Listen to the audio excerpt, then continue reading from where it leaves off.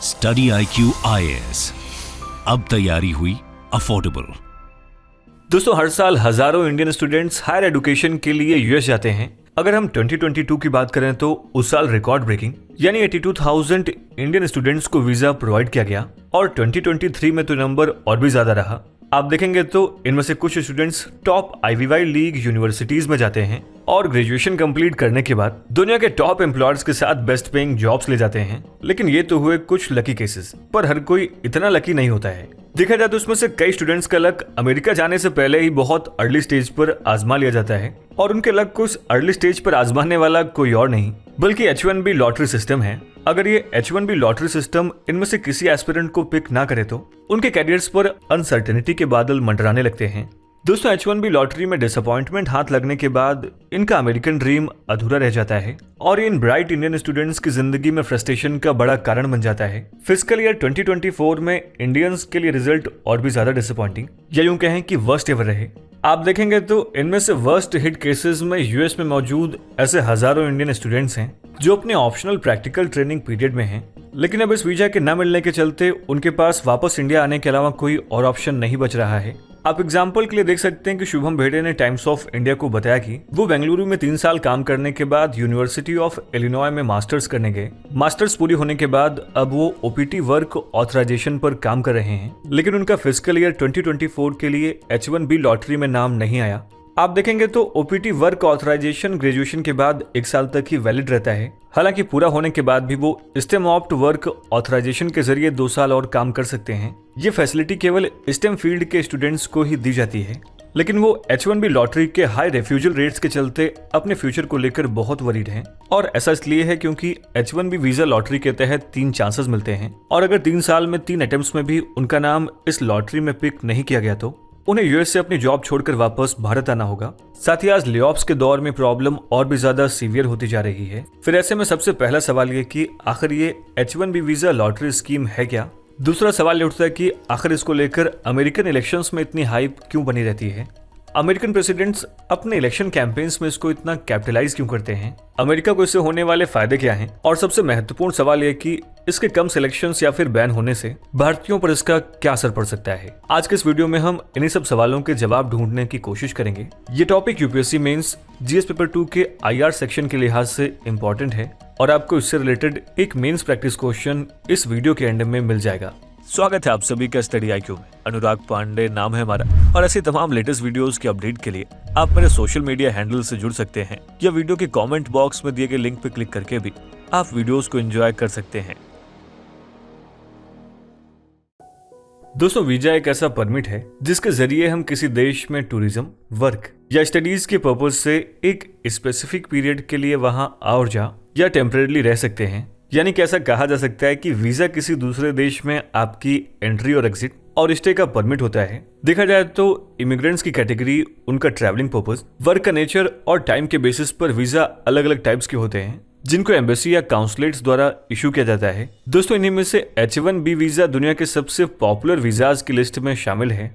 H1B visa एक temporary non immigrant work visa है जो यूएस एम्प्लॉयर्स को स्पेशलाइज्ड स्किल्स के फॉरेन वर्कर्स को हायर करके एक स्पेसिफिक पीरियड के लिए यूएस में एम्प्लॉय करने की अनुमति देता है। H1B वीजा के तहत मुख्य तौर पर टेक्नोलॉजी, मैथमेटिक्स, फाइनेंस और इंजीनियरिंग, आर्किटेक्चर या फिर मेडिकल साइंस जैसे टेक्निकल फील्ड्स में जॉब्स प्रोवाइड की जाती हैं। दोस्तों, इसके जरिए US based technical companies Bharat और चाइना जैसे देशों से हर साल हजारों स्किल्ड लेबर हायर करती हैं। अब अगर वीजा की हिस्ट्री की बात करें तो यूएस में H1B वीजा के रूट्स यूएस कांग्रेस द्वारा 1952 में पास किए गए इमिग्रेशन एंड नेशनलिटी एक्ट में ट्रेस किए जाते हैं, जहां इनिशियली इसे H1 वीजा कहा जाता था, लेकिन ये H1 visa immigration act of 1990 के बाद नर्सेस के लिए H1A वीजा और बाकी सभी स्पेशलाइज्ड ऑक्यूपेशंस के लिए H1B वीजा में स्प्लिट हो गया। देखा जाए तो बिल क्लिंटन की प्रेसिडेंसी के दौरान ऐसे बहुत से स्टेप्स लिए गए जिससे ये इंश्योर किया जा सके कि H1B visa specialized American workers को हार्म ना कर सके। फॉर एग्जाम्पल, इस वीजा के लिए एक एप्लीकेशन फी इम्पोज कर दी गई है और इस फंड को अमेरिकन वर्कर्स की ट्रेनिंग के लिए इस्तेमाल किया जाने लगा। खैर, आज H1B के तहत आए foreign workers science, technology, engineering and mathematics जैसे फील्ड्स में यूएस की लेबर मार्केट की बहुत क्रिटिकल डिमांड्स को फुलफिल करते हैं। दोस्तों, इकोनॉमिस्ट्स के मुताबिक यूएस में इमिग्रेशन वर्कर्स की प्रेजेंस नेटिव बॉर्न वर्कर्स के लिए अलग अलग फ्रंट्स पर नई अपॉर्चुनिटीज क्रिएट करने में हेल्प करती है। सबसे पहली बात तो यह है कि इमिग्रेशन वर्कर्स और नेटिव बॉर्न वर्कर्स अक्सर बहुत डिफरेंट स्किल सेट्स शो करते हैं, यानी वो यूएस की लेबर मार्केट में डिफरेंट टाइप्स ऑफ जॉब्स को फिल करते हैं, जिसकी वजह से वो सेम मार्केट में सेम जॉब्स के लिए एक दूसरे से कम्पीट करने के बजाय एक दूसरे को कॉम्प्लीमेंट करते हैं। दूसरा यह कि अधिकतर इमिग्रेंट वर्कर्स अपने वेजेस को यूएस में ही स्पेंड या फिर इन्वेस्ट करना प्रेफर करते हैं, जिसके चलते यूएस इकोनॉमी में कंज्यूमर डिमांड्स बढ़ती है और नई जॉब्स क्रिएट होती हैं। दोस्तों, तीसरा यूएस में मौजूद बिजनेसेस इमिग्रेंट वर्कर्स और कंज्यूमर्स की डिमांड के हिसाब से अपने ऑपरेशंस को यूनाइटेड स्टेट्स में ही एक्सपेंड कर पाते हैं। और लास्टली, अक्सर इमिग्रेंट्स नए आइडियाज एंड इनोवेशंस के साथ नए बिजनेसेस को जन्म देते हैं, जिससे US labour market further expand होती है और यूएस की ओवरऑल इकोनॉमिक ग्रोथ को बूस्ट मिलता है। देखा जाए तो इन्हीं सब कारणों के चलते ये देखा गया है कि जिन ऑक्यूपेशंस में large numbers of H-1B visa workers employ किए जाते हैं, उनमें एम्प्लॉयमेंट रेट सबसे कम देखने को मिलता है। दोस्तों, वीडियो को कंटिन्यू करें उससे पहले आप सभी के लिए एक इंपॉर्टेंट अपडेट है। दोस्तों, प्रीलिम्स को यूपीएससी की परीक्षा का आयरन गेट माना जाता है। इस एग्जाम का सिलेक्शन रेट 1% से भी कम है। इसी मुश्किल को समझते हुए स्टडी आईक्यू आपके लिए लाया है SIP प्लस यानी success in prelims plus program, जिसके अंतर्गत मात्र 90 दिनों में आप प्रीलिम्स के आयरन गेट को क्रॉस करने में सक्षम हो जाएंगे, क्योंकि इस प्रोग्राम में आपको भारत की सबसे बेहतरीन फैकल्टीज से 200 प्लस आवर्स की लाइव रिवीजन क्लासेस मिलेंगी और इन लेक्चर्स के बाद आपको रिवीजन बुकलेट्स भी मिलेंगी, जिससे आप स्टैटिक और करंट कंटेंट को रिवाइज कर पाएंगे। साथ ही इसमें CSAT की वर्कशॉप्स, यूपीएससी सिमुलेटर टेस्ट और ऑल इंडिया ओपन टेस्ट भी शामिल हैं। साथ ही कोर्स में सभी NCERTs और स्टैंडर्ड टेक्स्ट बुक्स को भी कवर किया जाएगा। दोस्तों, अगर अभी आप इस कोर्स को ज्वाइन करते हैं and an live coupon code का इस्तेमाल करते हैं तो 11,499 तक के प्राइस वाले इस कोर्स को मात्र 5,999 के सुपर डिस्काउंटेड प्राइस में अवेल कर सकते हैं। इस कोर्स से रिलेटेड सभी इंपॉर्टेंट लिंक्स आपको पिन कमेंट और डिस्क्रिप्शन बॉक्स में मिल जाएंगे। तो आइए वीडियो को कंटिन्यू करते हैं। साल 2004 से साल 2022 के बीच, यहाँ तक कि कोविड-19 पैंडेमिक के दौरान भी लो अनएम्प्लॉयमेंट रेट्स दिखाई देते हैं कि यहाँ पर लेबर की डिमांड सप्लाई से ज्यादा ही रही है। साल 2005 से साल 2018 के बीच आप देखेंगे तो H-1B वीजा स्पेसिफिक ऑक्यूपेशन में वर्कर्स के इंक्रीज ने उस पर्टिकुलर ऑक्यूपेशन में अनएम्प्लॉयमेंट रेट के डिक्रीज को फ्यूल किया है। ये डेटा ये भी इंडिकेट करता है कि H-1B वर्कर्स ना तो खुद लो वेजेस अर्न करते हैं और ना ही ये बाकी वर्कर्स के वेजेस को ड्रैग डाउन करते हैं। आपको बता दें कि यूएस में साल 2021 में एक H-1B वर्कर का मीडियन वेज $1,08,000 पार था, जबकि सेम पीरियड में एक एवरेज यूएस वर्कर का मीडियन वेज कुल $45,760 था।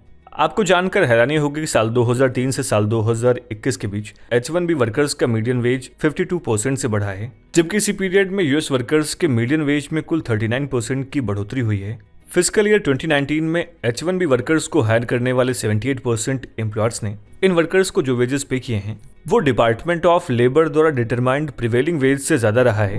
दोस्तों, ऐसे में आप साफ तौर पर देख सकते हैं कि H-1B वीजा स्कीम यूएस की लेबर मार्केट को इम्प्रूव करने में हेल्प करती आई है, लेकिन इस वीजा प्रोग्राम के इकोनॉमिक बेनिफिट्स केवल इन्हीं जॉब क्रिएशन तक ही सीमित नहीं है, बल्कि इसके बेनिफिट्स यूएस की सभी कम्युनिटीज में अलग अलग लेवल पर ऑब्जर्व की गई है। जिस तरीके से 2019 में कंडक्टेड एक स्टडी में पाया गया कि यूएस में सक्सेसफुल H-1B एप्लीकेशंस के हायर रेट्स वहां फाइल किए गए पेटेंट्स और साइटेशन से डायरेक्ट कनेक्शन शो करते हैं। साथ ही साथ ऐसे स्टार्टअप्स वेंचर कैपिटल फंडिंग और सक्सेसफुल IPOs या एक्विजिशंस हासिल करने में ज्यादा कामयाब रहते हैं। आपको बता दें कि फिस्कल ईयर 2017 से 2022 के बीच सबसे ज्यादा H-1B पिटिशनर्स न्यूयॉर्क सिटी के मेट्रोपॉलिटन एरिया में रहे हैं। फिर इसके बाद इनकी संख्या सबसे अधिक San Jose, California, San Francisco और डेलस जैसे डेवलप्ड मेट्रोपॉलिटन एरियाज में देखी गई है। दोस्तों, कोविड-19 पैंडेमिक के दौरान एक इंटरेस्टिंग चीज सामने यह आई कि H-1B वर्कर्स द्वारा यूएस में इंपोर्ट की गई स्किल्स सिर्फ उनकी इकोनॉमी ही नहीं बल्कि नेशनल इमरजेंसीज को हैंडल करने में भी बहुत क्रिटिकल साबित हो सकती है।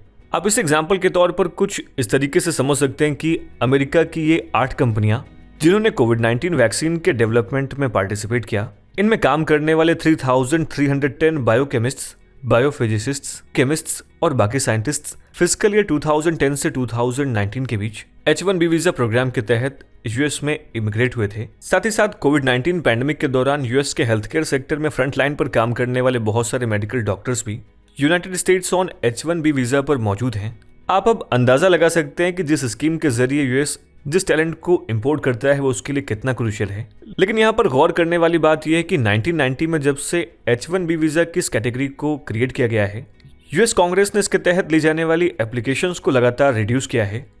दोस्तों इन H1B वीजा की लो अवेलेबिलिटी के चलते लास्ट कुछ ईयर्स में वर्कर्स की सप्लाई ने डिमांड को हमेशा पीछे छोड़ा है और इसके चलते कैप साल खत्म होने के पहले ही क्लोज हो जाती है। फिलहाल इसकी current annual statutory cap 65,000 visas है, जिनमें से 20,000 एडिशनल वीजाज उन फॉरेन प्रोफेशनल्स के लिए रिजर्व्ड हैं जो यूएस के किसी हायर लर्निंग इंस्टीट्यूशन से मास्टर्स या फिर डॉक्टरेट डिग्री के साथ पास आउट होते हैं।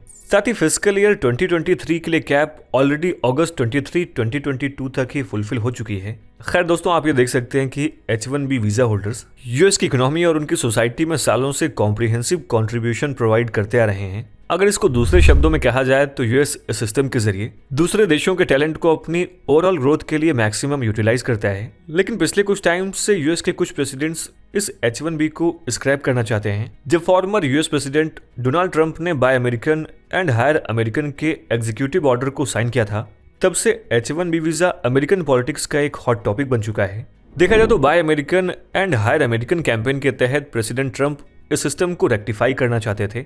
आप देख सकते हैं कि उन्होंने US citizenship and immigration services को लगभग एक ऐसी ऑर्गेनाइजेशन में तब्दील कर दिया है जो हाई स्किल्ड फॉरेन नेशनल्स की इमिग्रेशन के खिलाफ हो गई।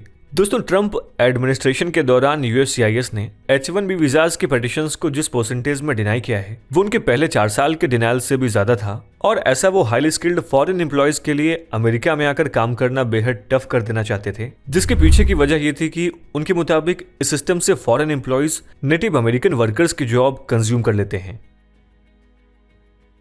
लेकिन हाल ही में एक खबर आई थी कि विवेक रामास्वामी इस सिस्टम को रिप्लेस करने की बात कर रहे हैं। दोस्तों उनका कहना था कि अगर वो प्रेसिडेंट बनते हैं तो वो इस H1B वीजा सिस्टम को रिप्लेस करके इसको एक स्ट्रिक्टली मेरिट बेस्ड सिस्टम में तब्दील कर देना चाहते हैं। जैसा कि हमने आपको शुरुआत में बताया कि H1B वीजाज का प्रेजेंट सिस्टम लॉटरी के कॉन्सेप्ट पर बेस्ड है। United states citizenship and immigration services से H1B वीजा को ऑप्ट इन करने में कभी कभी H1B वीजा लॉटरी बेहद क्रूशियल हो जाती है। असल में इन वीजाज की पिटिशंस पर हर साल एक लिमिटेड कैप आती है। दोस्तों अगर किसी ईयर में USCIS के पास अवेलेबल कैप पिटिशंस से अधिक H1B एप्लीकेशंस आ जाती हैं तो वो कैंडिडेट्स को शॉर्टलिस्ट करने के लिए लॉटरी सिस्टम यूज करता है।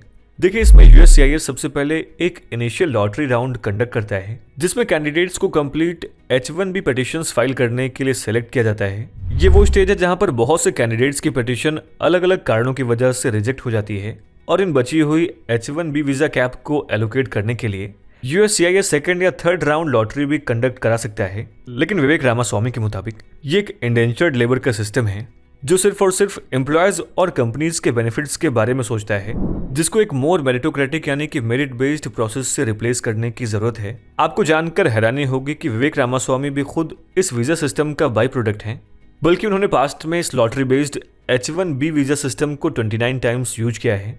साथ ही 2018 से 2023 के बीच उनकी बायोटेक कंपनी के लिए यूएस सिटीजनशिप इमिग्रेशन सर्विसेज ने 29 H1B वीजा एप्लीकेशंस अप्रूव किए हैं।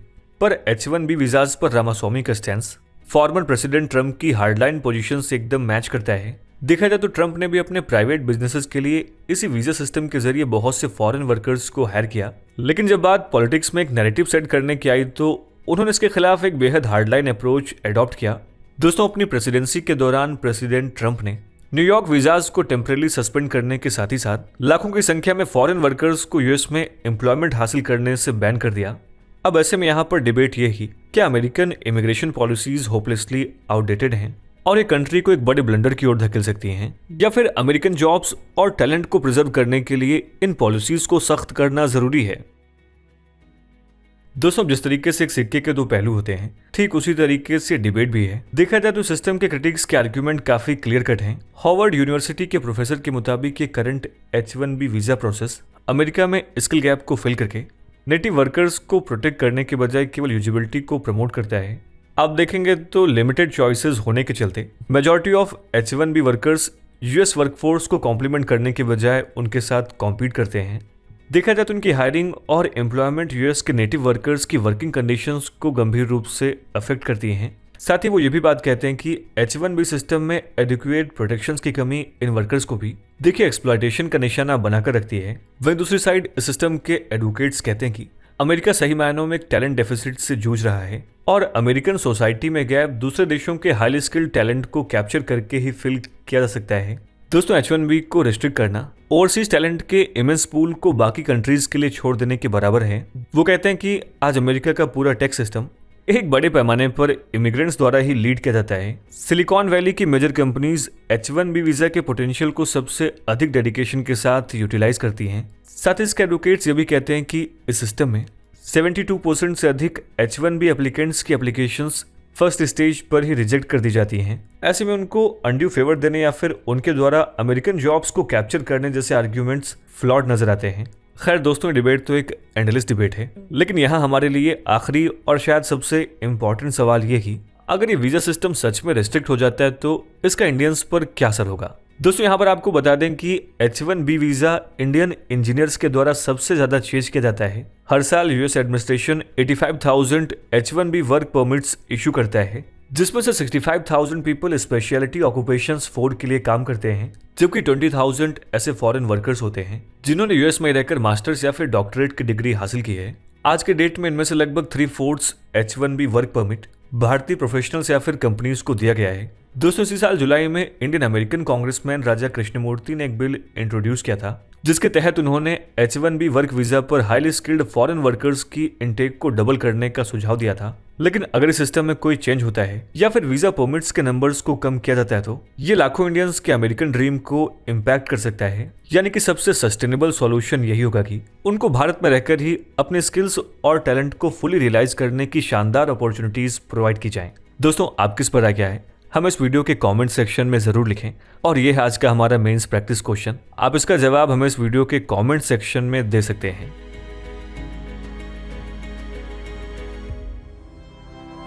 स्टडी IQ IAS, अब तैयारी हुई अफोर्डेबल।